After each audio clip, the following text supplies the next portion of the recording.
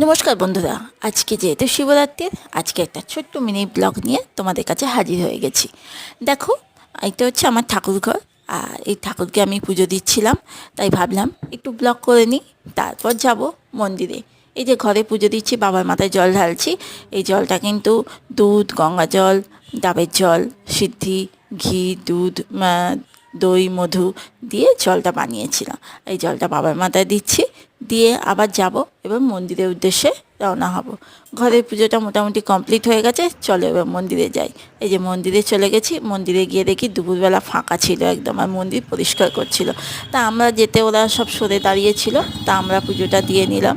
আর এই পুজো দিয়ে দেখো, এই মন্দিরের পুজো দিয়ে নমস্কার করছিলাম। আর এই মন্দিরে ঘন্টা আছে, ঘন্টাও বাজিয়ে নিলাম। আর আজকে ব্লগটা কেমন হয়েছে অবশ্যই জানিও। আর কারা কারা শিবরাত্রির উপোস করো অবশ্যই কমেন্টে জানিও। আর ভালো লাগলে একটা লাইক শেয়ার করে পাশে থেকো। সবসময় রান্নার ভিডিও না, মাঝে মাঝে একটু ছোট্টখাট্ট একটু ব্লগ নিয়ে চলে আসবো বন্ধুরা তোমাদের কাছে।